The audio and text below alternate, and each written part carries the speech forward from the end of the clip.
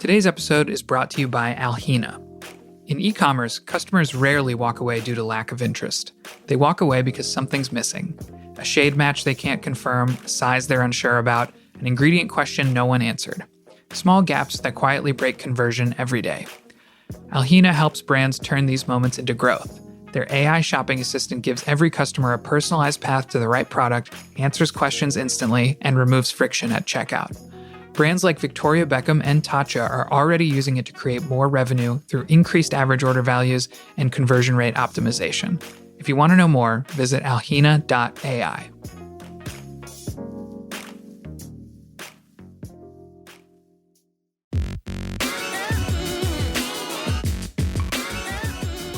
Hello, and welcome back to the Glossy Podcast. I'm your host, senior fashion reporter Danny Parisi, and I'm here with our international reporter Zofia Zwieglinska and our editor-in-chief, Jill Manoff. Hello, guys. It's a full house. Hi. The full house. The fashion team is all here, and we have a guest today who I will introduce in just a moment. But first off, let me talk about what we're talking about this week. We are going to be talking about wearable technology. A few weeks ago, Meta opened up a new flagship store with a 10-year lease on Fifth Avenue, where they're going to be selling, among other things, the AI-powered Ray-Ban glasses, which have been a big hit for them. So much so that a couple months ago, Meta bought a minority stake in EssilorLuxottica, the parent company of Ray-Ban, in order to continue that partnership. So that has been quite a big hit. Also this week, Apple, there's been rumors coming out about Apple's upcoming glasses, which are definitely meant to be a competitor. Warby Parker and Google are working on something similar. In light of all this, the Glossy team was talking about wearables, and we were talking about why some have done well, like the Meta Ray-Bans, but for every Meta Ray-Bans, there's Google Glass. You know, there are a lot of flops out there. There's a graveyard of failed wearable technology pieces out there. And we wanted to discuss why. And to do that, we brought on Janey Park. Janey is a fashion and beauty tech strategist who specializes in wearable tech and AI. She also writes the Substack, The Digital Runway, which you should check out. She's worked with big fashion companies like LVMH and Nordstrom, and I know Janey has a lot of thoughts on this subject. So Janey, welcome to the Glossy Podcast. Thank you for being here. Thank you so much. I am very honored to be here and very excited to chop it up on the intersection of what I love a lot, which is fashion, tech, strategy, and wearables, and just, what's going on with the industry. So thank you so much for having me. I've been a huge fan of Glossy since its inception, so I'm very excited. Well, thank you so much. And we're big fans of you as well. And yeah, I think the intersection of fashion and technology is super interesting. And when we were thinking about why some wearables have done well and others have flopped, we kind of came up with 5 sort of rules. We were trying to find commonalities between the ones that have done well and commonalities between the ones that didn't.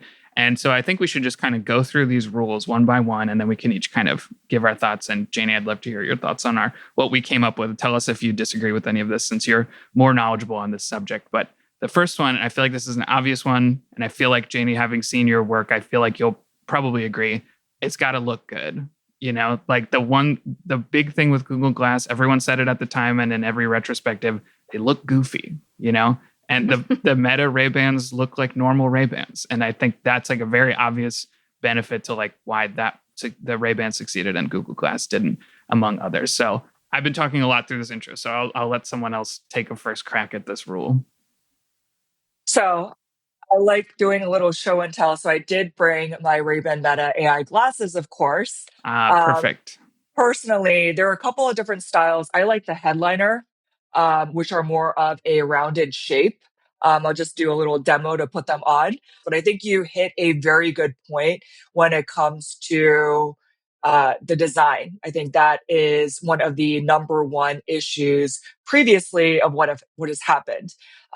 For me, when I look at the business model and commercially why Ray-Ban Meta or even Oakley Meta has worked is because Meta has stayed in its tech, expertise, and EssilorLuxottica, which is the parent company of many different eyeglass brands, including Ray-Ban, Oakley, Chanel, Prada, and the list goes on, of being able to do what they do best and coming together to work on something that actually is not just tech that you wear, but wearable tech, and even a term that I coined a few years ago, which is the intersection, which is wearable fashion tech.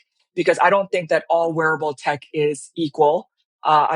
I might be alone here, but I don't consider Apple Watches to be fashion tech necessarily. I don't think there's anything really, wow and exciting and desirable and fashionable about that. But I think that one of the big things why this was successful was really because they hired fashion people to do their job and fashion designers instead of tech and hardware and software engineers, which of course you need them as well.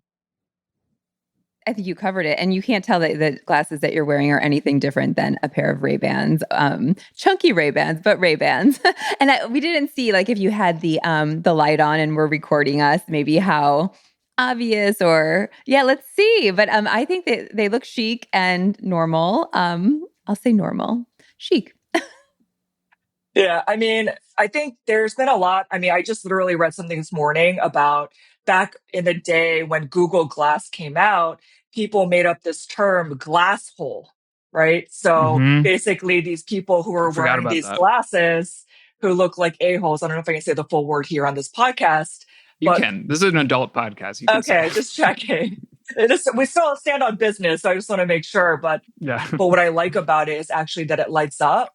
Let's see. Oh, actually, Mm. just took a photo. So the fact that it lights up is really incredible. And I'm Korean American. I worked in Asia for about 10 years. And fun fact, if you go to those countries, Korea and Japan specifically, if you use your mobile device and you take a photo, it will make an audible click. You cannot remove Hmm. that. And I think that's something that's really important because people are talking about glass holes, whether or not, it's a tech bro or looks maxing type of thing, or it's the fact that people are doing nefarious things, with Ray-Ban Meta or AI glasses to take footage that they really shouldn't.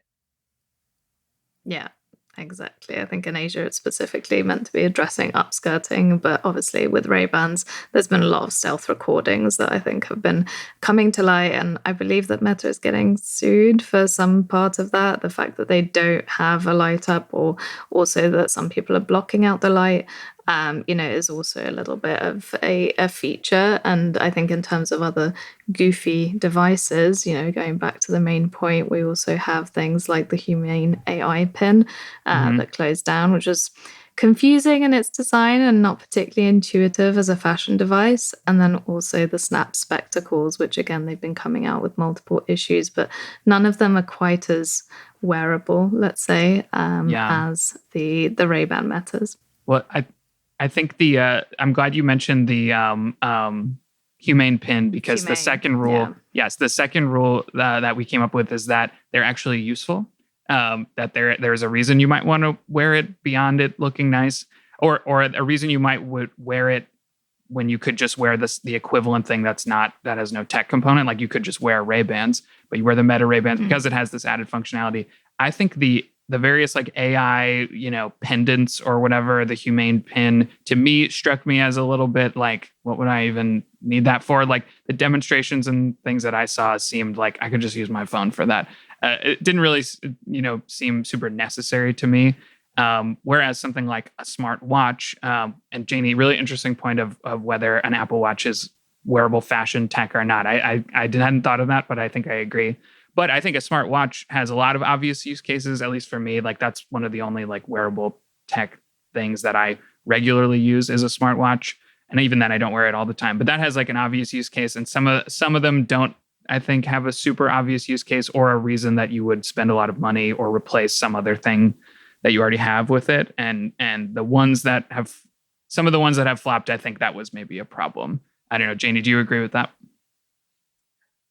Yes, I do. And I'm just thinking about this because I've tried a lot of different wearable tech and there's a lot of interesting things coming out. You mentioned a little bit earlier, Apple is coming out with 4 different designs when it comes to glasses. Google is supposed to launch the Google Android XR glasses that are designed in partnership with Gentle Monster. As well as distributed, because that's why they're working with Warby Parker at the end of the day to really handle distribution of those glasses is happening as well. And I literally just wrote about this this Monday, which is, again, I'm an OG K-pop fan in the house, followed K-pop for over 20 years. And Jennie from Blackpink was appointed the global brand ambassador, not just for Ray-Ban, but for Ray-Ban Meta AI glasses. And there's a whole different rabbit hole we can go into when it comes to that. But I think it's really important to make sure that the right people are in the right rooms making the right decisions to navigate the conversation, the strategy, the design, who's even being appointed. I mean, one thing that I could point out, for example, is that on the website, Jenny has a curated collection of her favorite items. If she's the brand ambassador or global brand ambassador, I can't remember what her exact title was, for Ray-Ban and Ray-Ban Meta AI glasses, I'm very confused as to why someone in merchandising did not clock it that there was no AI glasses in that curated collection. Like, if you are paying her wazoos of money and you're negotiating a brand partnership, and maybe it's coming or maybe it's, working with her agency, I don't know. But I think that's one thing in terms of right person, right room. Sorry, I went off on a little bit of a tangent. No, But that's okay. friend.com, the necklace, what I will have to say about that, and I've gone major deep dives on this, is it boggles my mind that these companies get funded.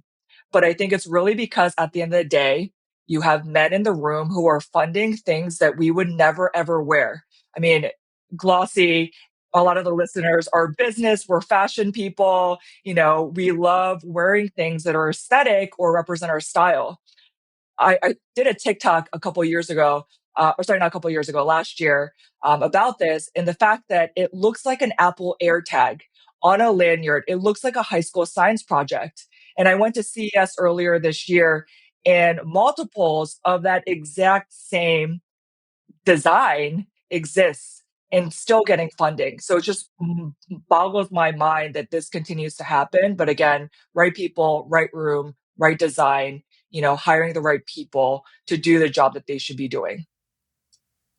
And it seems like Apple is coming out with that too, right? The same kind of pendant. That's interesting because I feel like a wearable necklace is I feel like there's a lot of design room for, there's a million different cool jewelry or necklace designs you could use. And you're right, Janey, that the one that they seem to have landed on for a lot of tech companies is like a kind of ugly plastic, like it looks like a badge you get for like a conference or something. It's very bizarre that they don't. Yeah, like there's so many more interesting aesthetics to pull from. But I'm sorry, Jill, I cut you off. What were you going to say? No, I was going to say, consumerism. I just question the usefulness of a lot of this, but I'm not a wearable tech girly, but I know like a lot of this is giving us wellness data. Like for you guys, are you taking this data and are you making meaningful improvements to your life? Like, what are we doing with it? Like, so what? And I don't know, but it just seems like a lot. And then also I just feel like obviously technology is evolving and we're moving forward. But to me, it's like the Apple Watch, the smartwatch, it kind of combined your Fitbit and your phone. And now I feel like we're going to a next step and it's the glasses are kind of combining your watch with the tracking and the notifications, but also and your phone, the watch and the phone. So now you've got glasses and you've got your music and so it's like, what's next? And we're just going to keep buying into it. I mean, I don't know. This isn't proven itself, but it just seems like a lot of stuff. Yeah. Yeah. I was going to just ask that, Janey, because you mentioned obviously that your glasses come with AI, and I think that this is the big kind of differentiator. Before, the Ray-Ban Meta glasses were just kind of used for that photo functionality, the video functionality, and occasionally also just listening to music, which I found particularly useful. However, the AI bit is obviously the bit that's kind of advancing that area the most, whether that's with Meta and Oakley or still with Meta and Ray-Ban. Just kind of basing it on your experiences, what is that AI functionality like? And is it actually useful, functional? I am obsessed with AI. I have a love, I would say, and I have a healthy dose of fear and apprehension. And I say this as someone who is in it every day. I can't even keep up. And I write about this on, the weekly basis. It moves, I would say, and this is something I would say is like a New York minute is an Asian second, is a tech and AI millisecond. And the reason why I say that phrase is I always thought that New York was incredibly fast. I love New York. I lived there for 7 years. But after doing business in Asia and China, the speed at which they get things done is absolutely incomparable.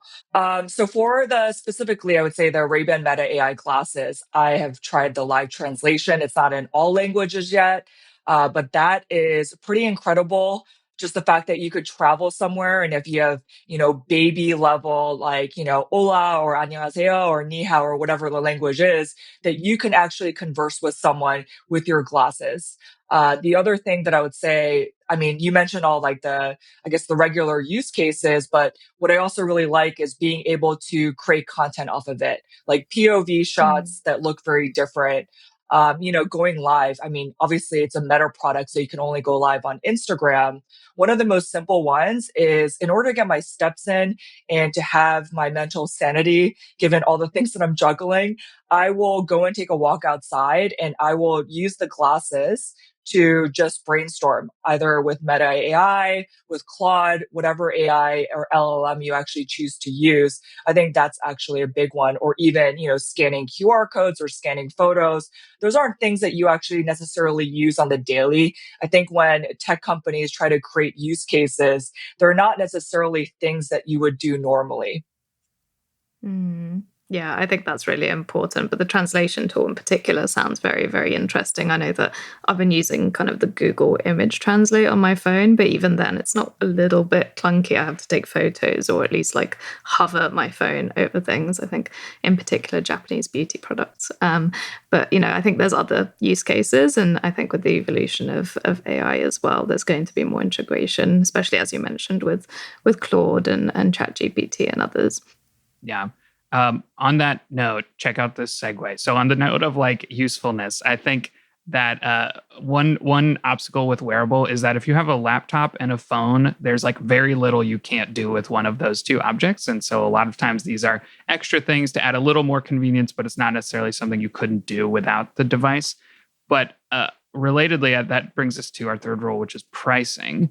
And I think this is an interesting one because we initially wrote it as you can't have it be too expensive. We were thinking about the Apple Vision Pro, which sold for like $3,500, insanely expensive, and way like no one was going to buy that unless they were really, really, really like dying to get it. And it didn't sell really well. It's still available. I wouldn't say it's like a total flop, but it definitely, like, there were lots of reports that it did not sell as well as Apple hoped. But I don't think it's just that it can't be too expensive. I think it's got to be priced right, because you don't want it to be perceived as cheap or unnecessary as well. So I feel like there's this sweet spot where you're kind of like still positioning it as like something desirable and premium, but also not so expensive that people aren't going to be like, I'll just use my phone for that.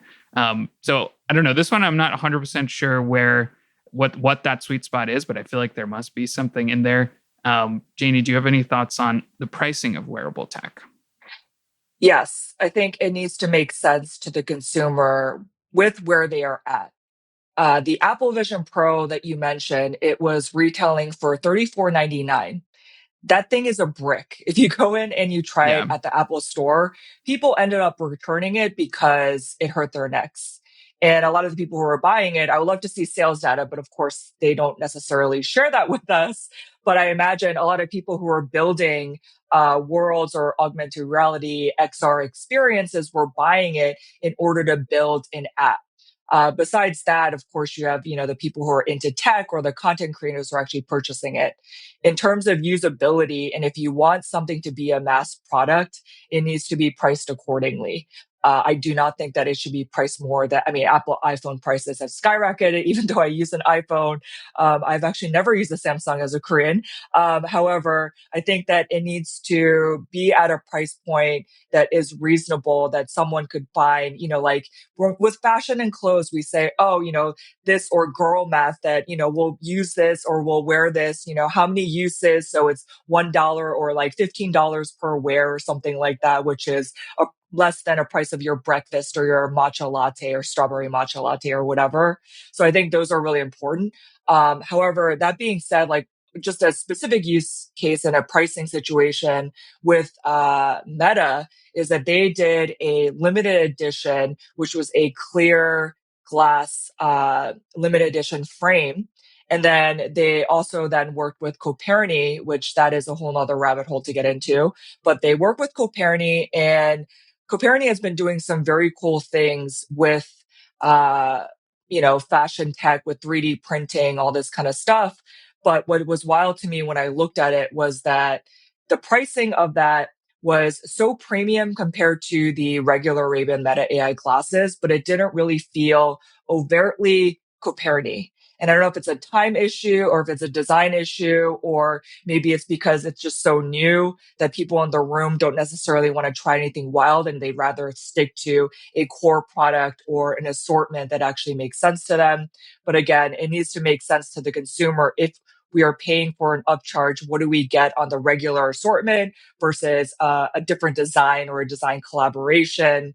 As well, again, kind of pegging it based off of your iPhone or daily things that you're actually using at the end of the day.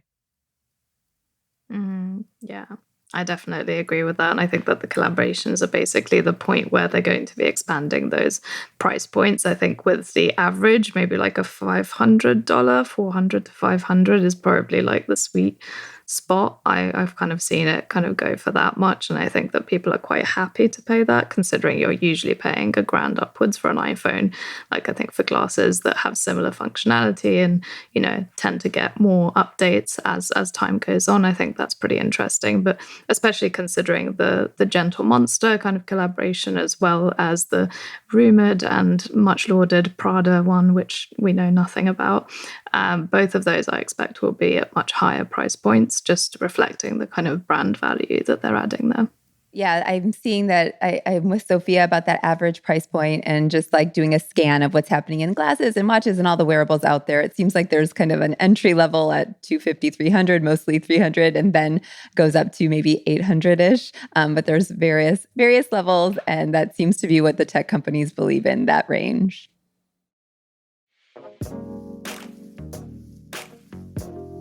I want to talk about something many retail leaders quietly admit but rarely say out loud. Most e-commerce sites today still leave shoppers to figure things out on their own, and in beauty and fashion, that gap is expensive. Uncertain shades, uncertain sizes, endless search loops, and support queues that bottleneck the whole experience. This is where Alhina steps in. Alhina builds AI assistants that act like a product expert, a stylist, and a support rep in one place. Customers can ask for an outfit, a skincare routine, a shade match, or help with an order. The assistant handles it immediately, in the brand's tone, on any channel. The interesting part is how teams use it. Some reduce support volume, others drive higher AOV through guided discovery, many do both. And once it goes live, brands often realize how much revenue was left on the table because shoppers simply did not know what to choose. If you're thinking about how to improve conversion this quarter or how to scale support without hiring, go to alhina.ai. You can see real examples, actual outcomes, and whether your store is ready for an AI assistant.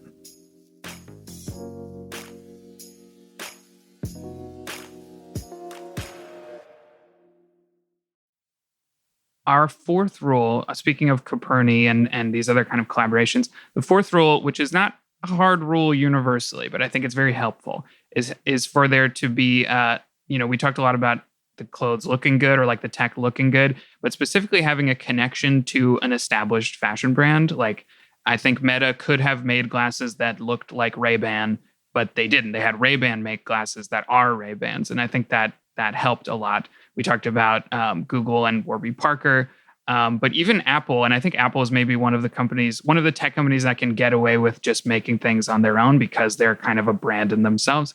But even they had Hermes making watch bands for the Apple Watch when it first came out, which I think they still do.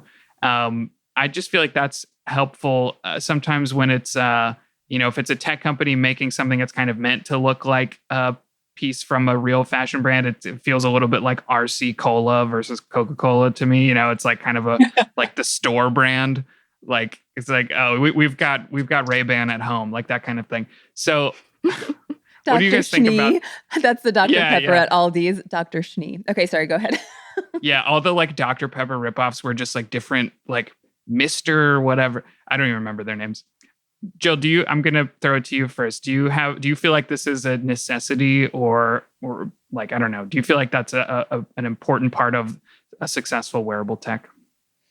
I mean, I do, but then, Apple has kind of proven us wrong in the past, and they're kind of about you tell me if you guys disagree, but like setting the trend, and we're all going to do whatever they put out there because it's cool and it's modern and it's sleek, and they don't feel the need, but you tell me if I miss something, to bring in a collaborator or a partner or a designer. It's kind of cocky to me. And one that I think that is actually showing strength or showing belief in the fact that we need fashion folks in the mix. Oakley has a lot of fashion folks in the mix. They have Givenchy alum Matthew Williams, hired in March as the creative director. And then Travis Scott is also a part of it, hired as their chief visionary officer. I think that they're going to make some cool glasses. So yeah, I do think it's important. Yeah. Janey, what about you? Yeah, fashion and tech or wearable tech, it needs to have that fashion included. So it's not just wearable tech, like fashion needs to go in the mix of it to actually really connect the dots. I think the examples that Jill gave are excellent. I think one thing that I'll say is, even in the case of Apple, I'm very curious as to what they're going to come up with, specifically for a couple of reasons. So number one, Johnny Ive, who's the one who's created a lot of the Apple products, has left to create his own company, Wearables, acquired by OpenAI, the company that has ChatGPT. And now, they're saying that they're not going to just have one, but they're going to have 4 different glasses styles. And what does that look like? The other layer that I'll add in there, because I'm just a nerd like this and I love analyzing the industry and talking about it, which is they made one of the most incredible female business brain hires with Burberry's ex-CEO, Angela Ahrendts. They had her do retail. She could have done so much more with that Apple Watch, but what we got was what you mentioned with Hermes, right? We're getting straps. We're not getting a specific, Burberry design or just something that could be a lot more fashionable with the wearable tech.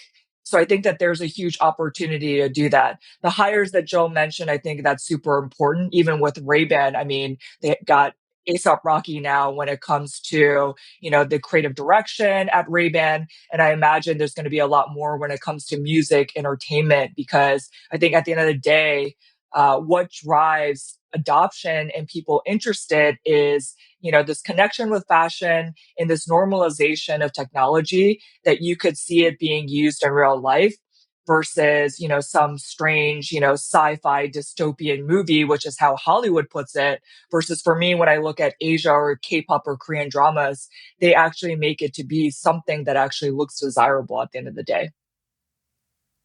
Yeah, no, I agree with that. I think it's actually also kind of pointing to the rise of dupes around kind of tech. I just had a quick scan of Amazon to see if there was any smart glasses from like other companies, and there are. So obviously having these integrations of these fashion companies allows them to almost trademark that design and make it something a little bit more unique.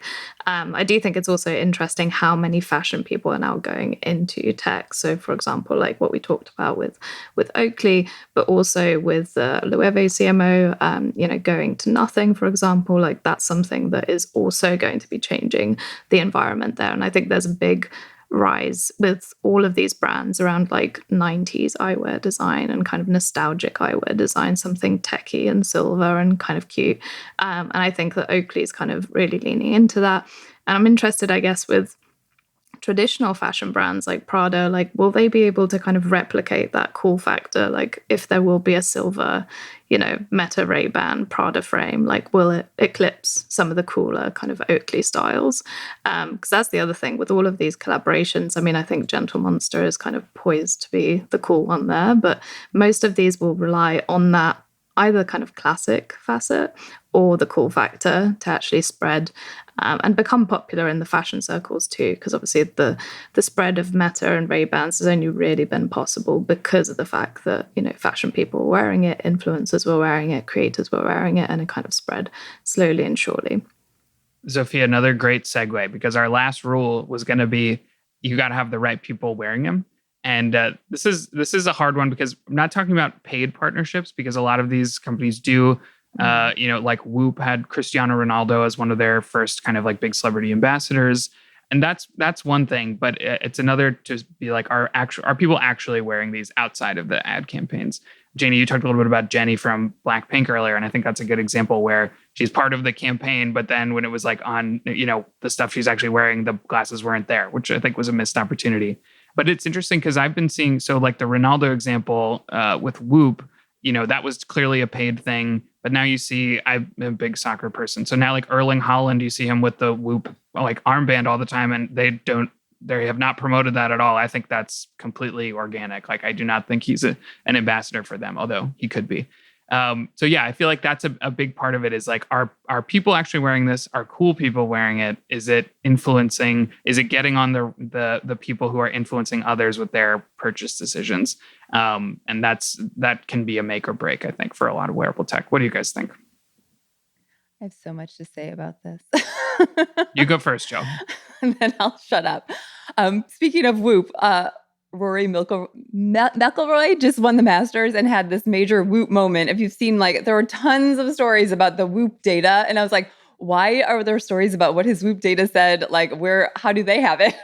But apparently he's an investor in the company, and I don't know, they made it happen. I think regardless of cool person or not cool person, a lot of the ones that we have listed here that failed, I've never heard of them, and they need a marketing moment. They need marketing. And so we saw the success of the Aura Ring just because it had that little appearance in And Just Like That, the Sex and the City show. And I remember that they had great sales following that, and it started to pick up traction.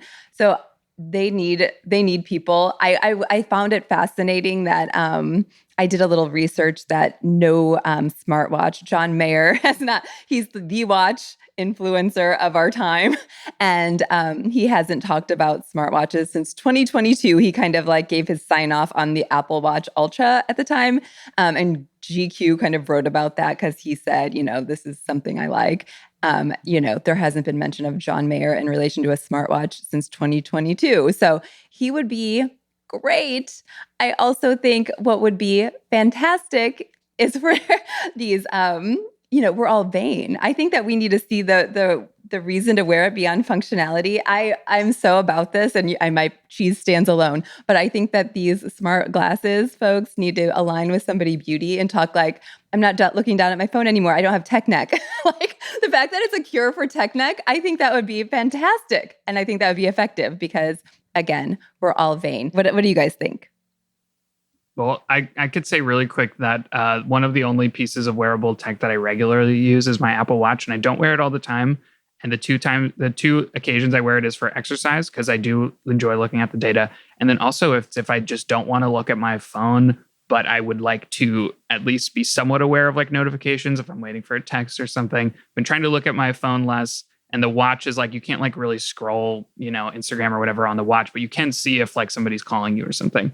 So I find it useful for that. And I feel like that is not often, I don't know, maybe it is. I feel like I don't often see people say that as a selling point of like a smartwatch is you don't have to use your phone as much. But for me, that is a useful thing.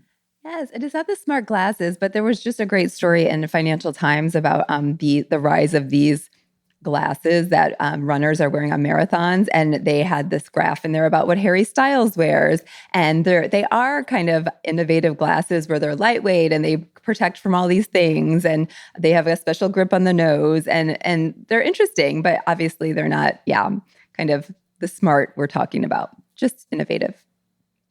I thought that was a great ad for those glasses. Zofia, you have any thoughts on the subject of influence? Yeah, I mean, I think that we are still a while away from seeing like maybe traditional beauty influencers wearing some of these. I think, the moment that Alex wears an Aura Ring, I think it kind of explodes in sales. But I'm wondering like how quickly that will be able to go over to smart glasses. I think especially with the fact that so many people are still relatively reticent about using AI within the glasses. And especially in terms of that like ease of use, like they don't know how to use it. They don't know how easy it is to use. I think once they begin to kind of address that selling point and kind of focus creators on maybe promoting that, then maybe, creators in particular, I think would be a great avenue for it to kind of spread the message and post that. And I think just in my experience, like I was at Shop Talk Lux in January and I used the glasses to take some photos and videos of the event, just because I don't really want to be doing that with my phone. And it also it makes it a little bit more natural that I'm taking video the way I'm seeing it, rather than kind of the way that my phone is seeing it. Like it's a slightly different perspective. So I found it useful for events. So I could imagine something like that doing well at Coachella, for example, or the Oscars. But I'm wondering if that might be a little bit too obvious kind of a moment, and maybe it needs to be a little bit more niche and a little bit more cool. But yeah, I do think there are some creators and influencers that I think could do very well here. And, with Janey in particular, I think it opens up a whole new sphere of influence in Asia that, has had smart tech integration like much earlier and also is like a lot more kind of tech savvy. So I guess that like barrier to entry is a little bit lower too. But I don't know what you think. Like, do you think it's the same kind of here? Sorry, I'm just absorbing everything because I could literally rip off of everything that each of you said. And it was just like so on point with where we are at with the times when it comes to fashion, the sentiment in the market. But to answer your question, Danny, as I'm thinking about it, I was like trying to think through different categories to structure what I was going to say. So number one is the creators. Like creators are a distribution channel. People think it's just social media and marketing, but with live shopping or even affiliate links, they are a way to drive sales. And to your point of what you just said about Alex Earl, I mean, she is the it girl of this generation right now. And so for her being able to just say, for example, if you're an emerging wearable company, I would literally be chasing her for an investment to be an advisor just so we can get her social platform to actually share about it without paying her. But she's an investor, she'll get equity or something like that. The second thing is entertainment. So I mentioned earlier about Korean dramas, and they're currently on Netflix right now. There was Boyfriend on Demand, which Blackpink from Jisoo was on. She was wearing a virtual reality headset. And we know, Meta just shut down their whole Meta Horizon, like virtual reality metaverse situation. However, the thing that I mentioned earlier, where Hollywood has, a lot of different movies and media, Subservience, Ex Machina, like Fifth Element, all of these movies from different generations that portrays technology as something bizarre and kind of Black Mirror-ish. I guess that's more kind of our vernacular and the vocabulary that we use. Whereas Korean entertainment positions it as something cool, right? Boyfriend on Demand, it was weaved into the whole plot. Another example is is it XOXO Kitty? That's the name of the drama, or is it XO Kitty? I can't remember. XOXO Kitty. Okay, yeah, XOXO Kitty. So there is a dress that actually lights up. It got very mixed reviews online, but something like that, again, is something that can actually move the needle with people when they're looking at media and normalizing it. And even something like, for example, where Amazon, if you have a show on Amazon Video, that it can actually drive sales. So you could actually have shoppable content as you're showing media. So I think these are the kind of things that I think about as someone who actually writes about, what's next when it comes to, AI, fashion tech and wearables. And on the other side, working with clients to help them with their marketing, their strategy and their storytelling of what it actually looks like to reach people. And the last thing that I'll say is recently there was an influx of tech bros infiltrating,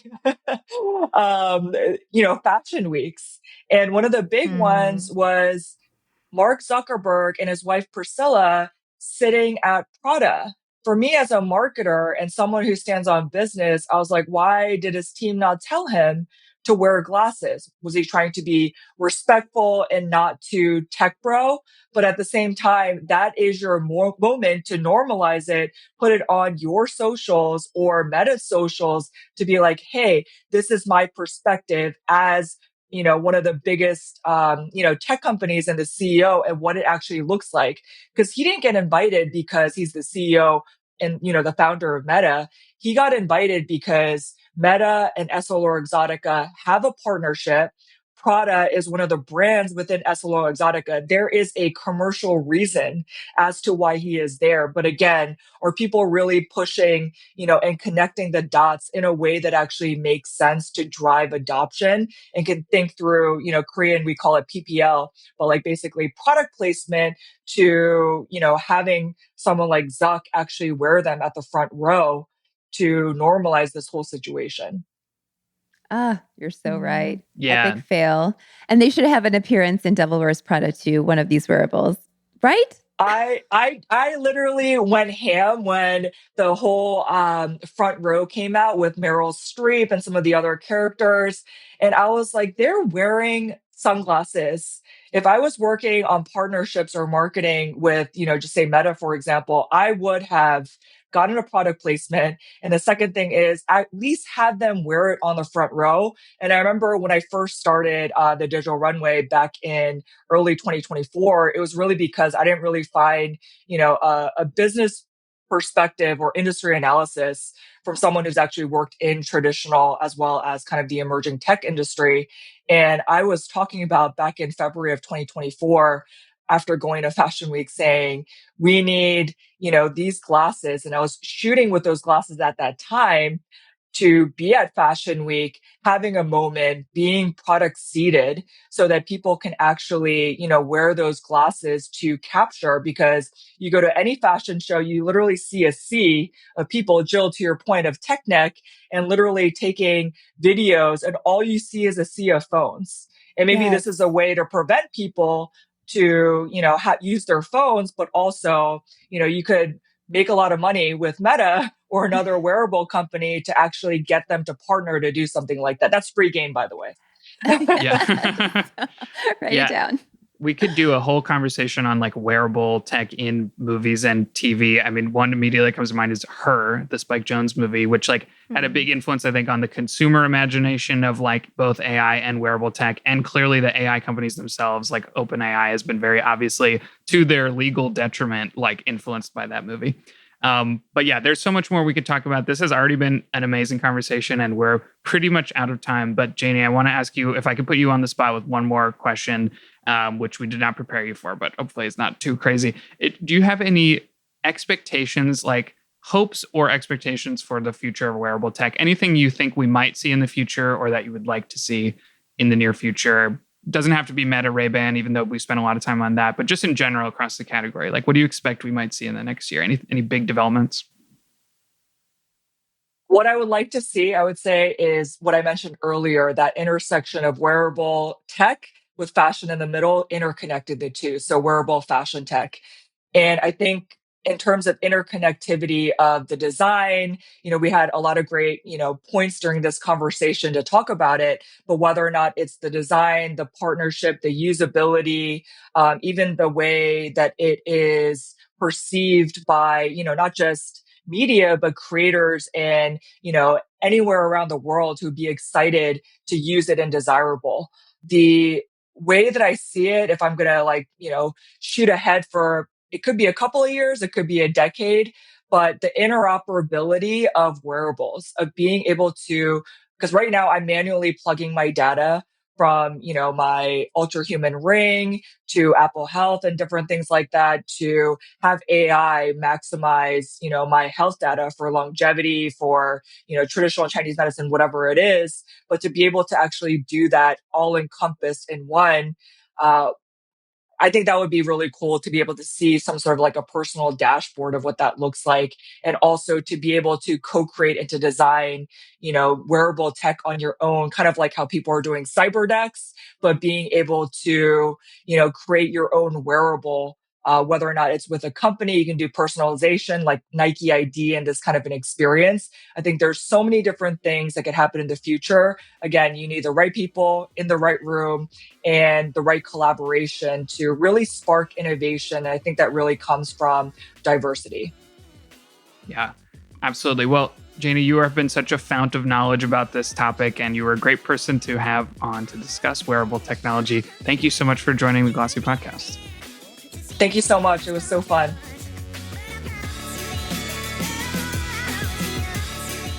And thank you for listening to the Glossy Podcast. Don't forget to give us a rating and a review on Apple Podcasts or Spotify, wherever you listen to this, because that helps us out so much.